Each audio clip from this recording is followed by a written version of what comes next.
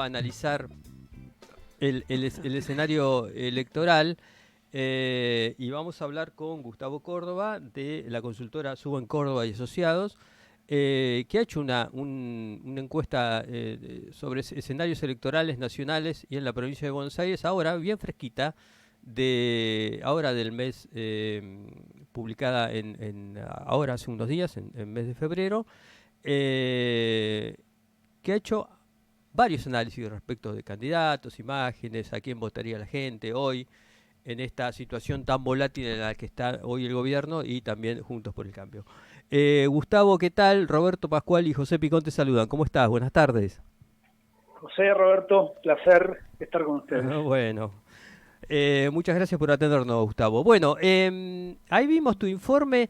Bueno, ¿qué conclusión primaria podés sacar de lo que hay hoy en el escenario electoral, si bien falta todavía para el cierre de listas que opera en el mes de junio?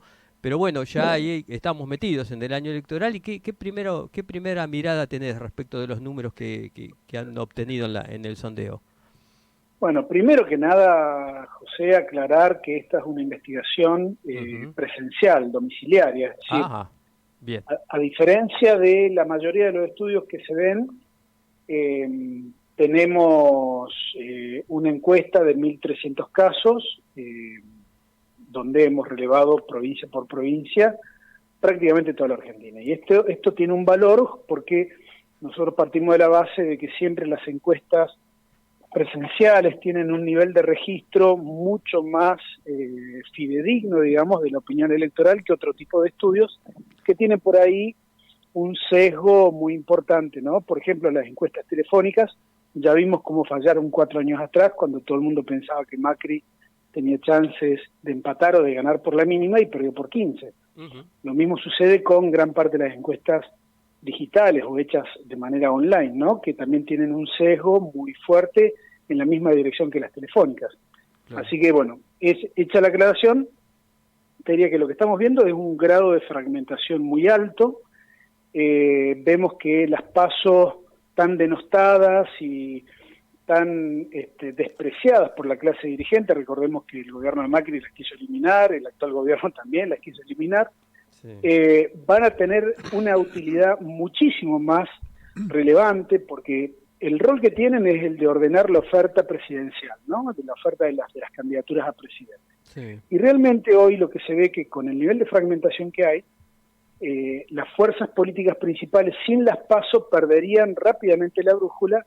Y te diría más, José, creo que observando la fragmentación, lo que viene a continuación es un nivel de detalle en la elaboración de las estrategias y de las ingenierías electorales muy alto. Porque está claro que, como nunca antes en la historia, incluso el peronismo va a necesitar las PASO, que hasta acá es inédito, nunca la usaron para dirimir un candidato a presidente, van a necesitar las PASO para ver cómo llegan a la primera vuelta, porque aún así, fíjate vos el dato que te voy a dar, sí. Sumando todo lo que puedan llegar a sacar las principales fuerzas en primera vuelta, hoy tampoco tienen garantías en primera vuelta de evitar que Milei se les ponga y les iguale la línea en términos electorales. Así que bastante complejo. El gobierno tiene límites, objetivos. Primero te diría la cuestión inflacionaria. Si no baja la inflación, si no se recupera el salario, las chances electorales del gobierno van a estar muy menguadas. Tiene que ganar sí o sí provincia de Buenos Aires, vos sabés muy bien, y gran parte de la audiencia se lo decimos. Al no tener Buenos Aires, balotage, si vos ganás la provincia de Buenos Aires en octubre, es un elemento muy determinante para la segunda vuelta, ¿no? Entonces tiene que ganar Buenos Aires. Y en tercero, tiene que despejar el tema de las candidaturas, ¿no? Digo, hoy no está claro si el presidente, Massa u otros candidatos, está realmente complicada la estrategia del gobierno. Ahora, la oposición tampoco le va en saga, tiene enormes dificultades, viste que hay una inflación de candidaturas, aunque hay básicamente 2, que son Patricia Bullrich y Horacio Rodríguez Larreta. Sí. El dilema que tiene esa fuerza es que, por ejemplo, en las PASO a nivel nacional, ustedes tienen el dato ahí fresquito, esa fuerza suma alrededor de 41 puntos. Cuando vamos a primera vuelta, y simulando escenarios, ¿no? Porque para nosotros gana con mucha claridad Horacio Rodríguez Larreta, pero simulando incluso que ganase Patricia Bullrich, ¿no? Estamos notando que los votantes opuestos en la primaria no van al candidato que les ganó, sino que van o a Milei o a la abstención. Claro, sí, sí. No retiene el que... Fíjate, claro. Fíjate qué interesante que todas las peleas previas, ¿no? Todas estas diferenciaciones, yo no soy esto, yo no soy aquello, vos sos blanco, vos sos paloma, vos sos halcón. Hoy, cuando tienen que armar una estrategia de contención de su propio electorado, les está fallando. Y hay un único beneficiado, digamos, que prácticamente estaría haciendo la campaña presidencial gratis, de prestado, que es Javier Milei, ¿no? Que sin abrir la boca se beneficia de los grandes desaciertos de las grandes fuerzas políticas, sobre todo en la cuestión de la economía. Y en déjame ser muy claro en esto. Sí. Tuvimos 2 gobiernos que fueron premiados electoralmente con sendas reelecciones, ¿no? Y fíjate vos el sesgo ideológico, Carlos Menem y Cristina Kirchner. Centro derecha y centro izquierda. Ahora, ¿la sociedad argentina viró tan bruscamente o es una sociedad pragmática la nuestra que premia la recuperación del salario real y castiga la depreciación del salario real? Yo me quedo con esta última, porque lo que vino después, segundo mandato de Cristina, el mandato de Macri y lo que va de Alberto Fernández, fueron castigados incluso duramente, como fue el caso de Macri, por la pérdida de poder adquisitivo de parte de la sociedad, ¿no?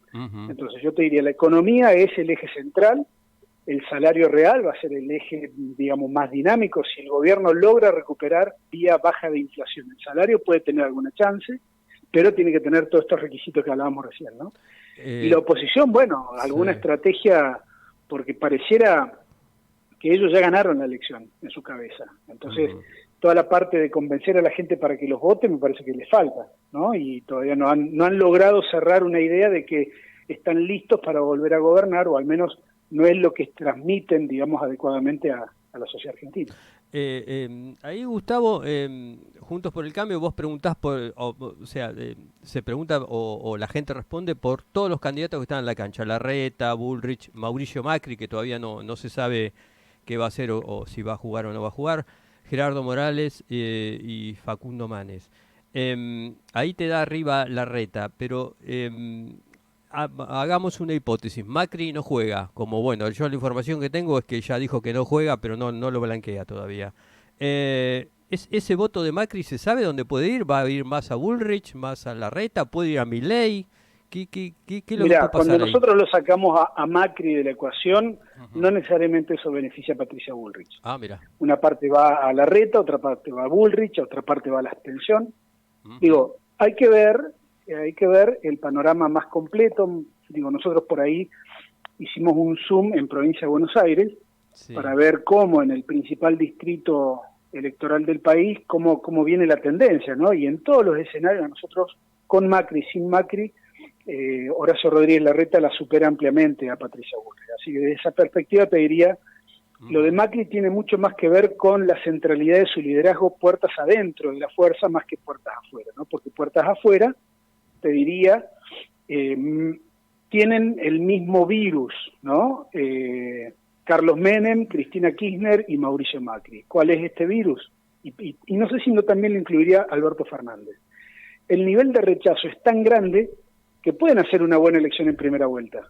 Ahora, en la segunda vuelta, no tienen ningún tipo de chance, salvo que se enfrenten entre sí, pero pensar en un escenario Cristina-Macri es complejo, te diría, desde el punto de vista del análisis, porque sería, desde mi perspectiva, un retroceso muy importante.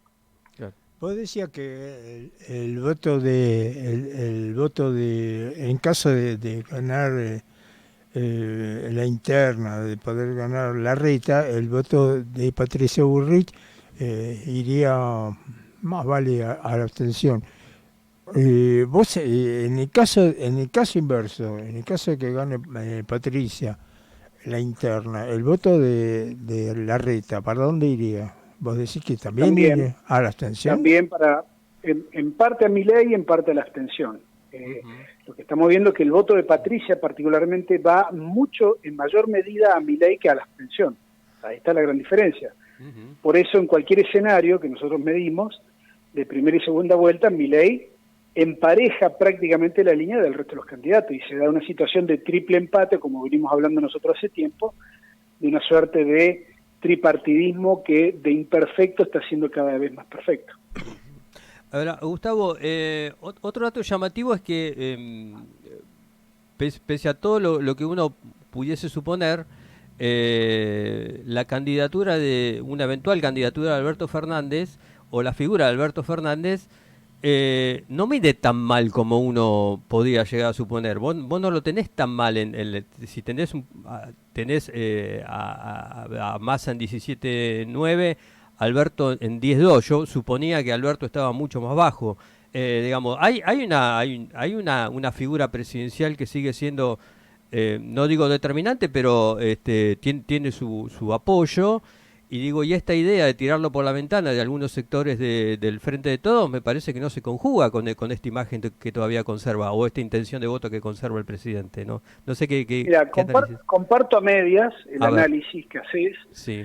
Creo que 10% es un techo para Alberto Fernández, ¿no? Si lo ves de la perspectiva de los niveles de rechazo que su imagen concita en la opinión pública, si ves, por ejemplo, el dato de contexto del 75% de argentinos que dice que el país va en una dirección incorrecta, si ves el dato de que el 76% considera que hace falta un cambio de gobierno, es decir, podés tener, por eso yo lo incluí a Alberto Fernández también en el listado de la enorme cantidad de rechazo que tienen, ¿no? Junto con Cristina, Macri, porque pueden hacer una buena elección. Digo, si vos lo pones a Alberto Fernández y le pones alguien de Levita y alguien, digamos, algún gobernador que le hagan número, y capaz que entre todos suman 20, 24 puntos, ¿ok? Sí.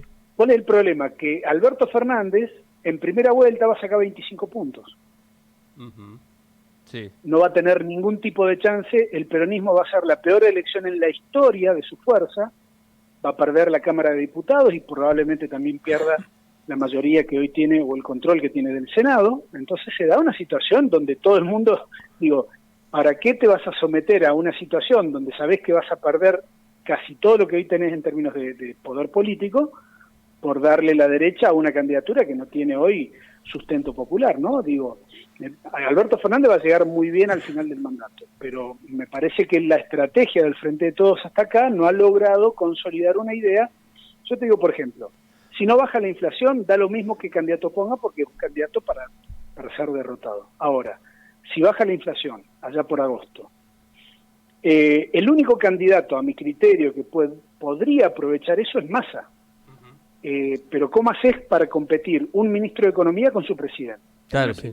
Sería algo contra natura. Igual, no tiene sentido, no tiene asidero. Entonces me parece que ahí empiezan las decisiones políticas trascendentes, importantes de la gran política, la política en mayúsculas, donde cada uno tiene que saber qué lugar ocupa, ¿no? Y sin especulaciones y sin por ahí doble sentido, porque nadie le va a cuestionar a Alberto Fernández que dé un paso al costado en la carrera presidencial mientras ocupe con firmeza el cargo de presidente hasta el último día de mandato. Claro, bueno. Sí, y lo mismo cabe para Guado de Pedro, digamos, una paso a Alberto Fernández contra su ministro del Interior también es no tiene sentido, es lo mismo que con Massa. Claro. Ahora, vamos a analizar Guado de Pedro en términos individuales. Un dirigente que está creciendo, que tiene muy buen perfil, pero que hoy puede hacer una elección paso prácticamente igual que de segunda vuelta. Claro.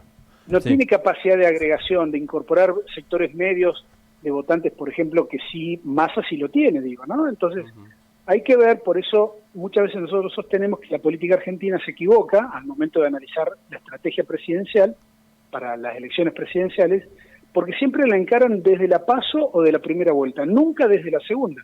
Y la verdad es que el sistema electoral argentino prevé un sistema de doble vuelta, y te diría, es mucho más relevante observar dirigentes con bajo nivel de rechazo, pensando en la segunda vuelta, que con dirigentes que te hagan una buena elección en la paso, porque vos podés sacar tranquilamente 30 puntos y ese es el porcentaje con el cual vas a ir a la segunda vuelta. Esto ya lo vimos con Menem, ¿no? En el 2003. Menem saca 23 puntos contra Néstor Kirchner y se tiene que bajar, digamos, de la candidatura porque en segunda vuelta sacaba 24 puntos. Claro. Sí. Gustavo, yo veo todo tu análisis, en gran medida comparto, pero hay un hecho que me llama muchísimo la atención. Alberto Fernández ahí está apareciendo todos los días reivindicando su gestión. ¿A vos te parece que es meramente el hecho de juntar puntos para llegar al fin de su mandato gobernando tranquilamente o él se ve con chance? No, yo creo que Alberto Fernández tiene un pecado original, que es la falta de credibilidad en general que tiene su persona política, su figura política. Falta de credibilidad que terminó de romperse la relación anímica, emocional con la sociedad en el momento de la foto del cumpleaños de su esposa, ¿no? Creo que a partir de ahí, cualquier cosa que diga Alberto Fernández no tiene el peso que debiera tener la palabra de un presidente o la comunicación de un presidente.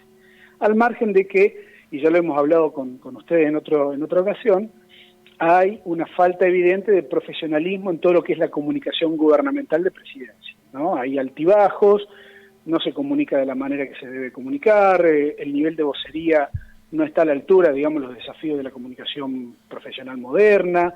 Entonces hay múltiples aspectos que se le pueden achacar. Ahora, me parece que hay un aspecto fundamental, que es que si no hay confianza entre el presidente y la sociedad, toda esta comunicación última que él está ensayando, y no va a tener más efecto que el de ser alguna comunicación pintoresca que llame la atención por algún spot y punto. Es decir, en el fondo lo que falla es la estrategia desde el inicio, ¿no? Gustavo, esta es una encuesta nacional, pero hiciste un corte, hay hecho un corte, un apartado de la provincia de Buenos Aires. Ahí, ¿qué escenario estás visualizando? Ahí lo veo a Kicillof un poquito arriba de Santilli, 5 puntos arriba, más o menos 5 y algo. ¿Qué escenario ves ahí? ¿Es una elección donde puede pesar? Es un escenario abierto, estable, sí, por dos motivos. Primero, que el factor inflacionario puede afectar también la elección del Frente de Todos en la provincia, sí, porque no estamos hablando de una diferencia holgada a favor, sino de apenas en el acumulado de los candidatos menos de 5 puntos de diferencia, ¿no? Y es una diferencia realmente exigua. Nosotros tendemos a denominar este tipo de elecciones como extremadamente competitivas. El segundo factor que puede perjudicar, digamos, es el factor Milei. claro. Hoy Milei tiene un ascendiente en la provincia de Buenos Aires, pero no tiene candidato a gobernador. Entonces, como partimos de una base que es el corte de boleta es realmente bajo, digo, imagínate lo determinante que puede llegar a ser que Milei consiga un muy buen candidato a gobernador. Claro. Sí, Sobre todo pensando que Milei le impacta a todas las fuerzas políticas, pero fundamentalmente a Juntos por el Cambio. Entonces habrá que ver y evaluar también el impacto, por ejemplo, de José Luis Esper, si mantiene la boleta corta en la provincia o si va a migrar a otras candidaturas, porque eso también puede producir determinados efectos. Así que yo diría, hasta tanto se definan las candidaturas definitivas, digo, lo que hay y lo que se ve es que hay que armar una muy buena estrategia paso, ¿no? Y en este sentido creo que Juntos por el Cambio tiene una ventaja, porque ya tiene cultura de paso a nivel país y a nivel provincia de Buenos Aires, mientras que el peronismo todo lo contrario, ¿no? Nunca hizo pasos para presidente, y el único antecedente que tiene justamente en provincia de Buenos Aires no fue del todo positivo. Recordarán ustedes la pelea que hubo en la primaria entre Julián Domínguez y Aníbal Fernández, que terminó una derrota electoral muy grave, ¿no? ¿Vos creés que debería ser paso? Si vos tuvieras al mando de la estrategia electoral del Frente de Todos en la provincia, ¿aconsejarías una paso entre Kicillof y algún Insaurralde, por ejemplo? ¿O cómo ves ese escenario? ¿O crees que Kicillof se puede llevar todo? Sí. La PASO es una herramienta electoral extraordinaria, subutilizada por la dirigencia, porque no la entienden, creen en mitos como, si soy oficialista no puedo ir a una primaria, lo cual es un absurdo, porque vos lo que necesitas es demostrarle al electorado que tenés capacidad de gobernar y que tenés capacidad de agregación. Fíjate algo muy interesante que pasó con Macri en 2015. Tuvo a Ernesto Sanz y a Elisa Carrió como contendientes, ¿no?, en la primaria nacional. De antemano nadie le daba ni le adjudicaba ni a Carrió ni a Sanz chances de victoria, ¿no es cierto? Sí. Pero fíjate qué interesante, porque Macri después de esa primaria adquirió perfil de presidenciable. Fue mucho más creíble la chance de que Macri podía llegar a ser presidente después de la primaria. Yo lo que creo es que para el Frente de Todos, ya sea a nivel nacional o a nivel provincial, la PASO, encarada de esa manera, mirada desde una cuestión estratégica, puede resultar algo muy positivo. Por ejemplo, pone un candidato del movimiento Evita, pone un candidato de los intendentes del interior, pone un candidato del peronismo tradicional o del conurbano, y armate una buena estrategia para que todo eso que se da en la PASO lo contengas en primera vuelta. Ese sería, digamos, una mirada, digamos, profesional. Ahora, del dicho al hecho, como quien dice, hay una distancia muy grande. Lo que no hablamos nada fue del radicalismo. Yo lo veo a algunos candidatos con algunas intenciones de jugar. Y el otro tema que me gustaría que dijeras algo es Elisa Carrió y su inesperada candidatura. ¿Qué te parece eso? Bueno, pero a ver, lo de Carrió no es inexplicable su candidatura, es muy explicable. Carrió viene haciendo esto desde hace mucho tiempo. Se instala como precandidata, negocia diputados nacionales y se baja. ¿Cuál es la sorpresa? Esta película ya la hemos visto 1, 2, 3, 4 veces. Sí. Va en esa línea. Creo que es poco serio hacer esto. Al final, evidentemente, Juntos por el Cambio no es un movimiento orgánico que discuta las candidaturas de modo igualitario y de manera orgánica interna. Entonces, requieren de este tipo de bravuconadas mediáticas. Pero bueno, es un episodio más de tantos que ya le hemos visto hacer a Elisa Carrió. No hay novedad allí.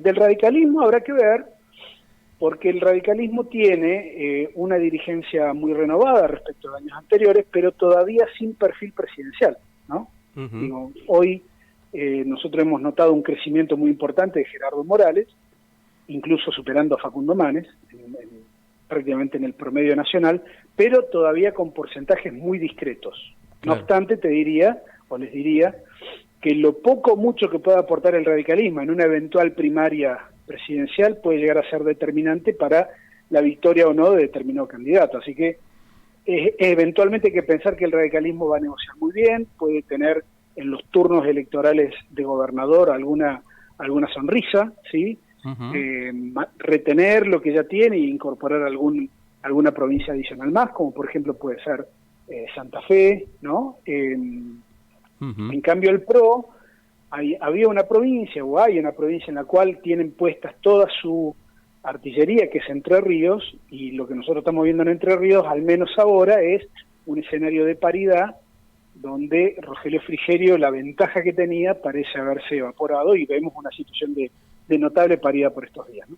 La última, Gustavo, y agradeciéndote de antemano, Juan Schiaretti, que vos conocés bien ese paño, está amagando con ser candidato presidencial.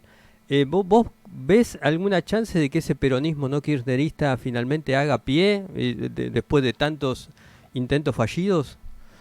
3 cosas, muy rápidas. A ver.